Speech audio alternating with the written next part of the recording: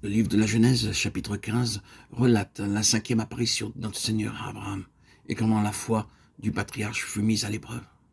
D'après la description de l'armure complète de Dieu dans Éphésiens 6, 16, nous recevons le bouclier de la foi. En effet, seule une foi vivante et solide nous permettra de mettre l'ennemi en déroute. Dans Marc 11, 22, le Seigneur lui-même l'appelle la foi de Dieu.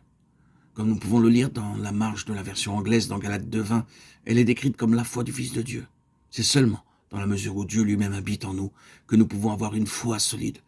Dieu dit à Abraham dans cette vision de Genèse 15, « Abraham, crois en moi et en ma parole. »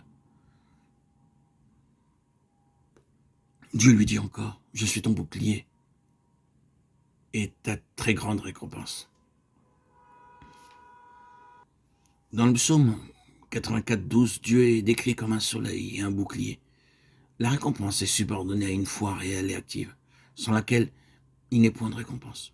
Le Seigneur utilise les souffrances et les épreuves pour susciter en nous la foi, afin que l'épreuve de votre foi, plus précieuse que l'or périssable, qui cependant est éprouvé par le feu, et pour résultat la louange, la gloire et l'honneur, lorsque Jésus-Christ apparaîtra. 1 Pierre 1,7. Bien que Dieu eût parlé si clairement, Abraham eut de la peine à croire. Abraham répondit, « Seigneur éternel, que me donneras-tu? Je m'en vais sans enfant. Et l'héritier de ma maison, c'est Eliezer de Damas. » Et Abraham dit, « Voici, tu ne m'as pas donné de postérité, celui qui est né dans ma maison sera mon héritier. » Genèse 15, 2, 3. Il avait attendu pendant de nombreuses années, voyant qu'il était sans enfant, il entreprit de faire son testament, léguant ses biens, son principal intendant. Dieu lui apparut pour le préserver d'une telle erreur. À cause de nos limitations, nous sommes souvent assaillis de doutes à certains moments. Il arrive que nous ayons une foi solide, puis des doutes viennent nous troubler. Et Dieu, dans son amour, intervient miséricordieusement à maintes reprises. Finalement, Dieu lui-même apparut au patriarche au moment opportun. Il l'appela en dehors et lui dit, « Lève les yeux vers le ciel. » Abraham, ne regarde pas à toi-même ou à ta femme ou à tes limitations ou aux limitations de ta femme. Ne regarde pas aux circonstances, mais en haut. Et alors, ta foi deviendra solide.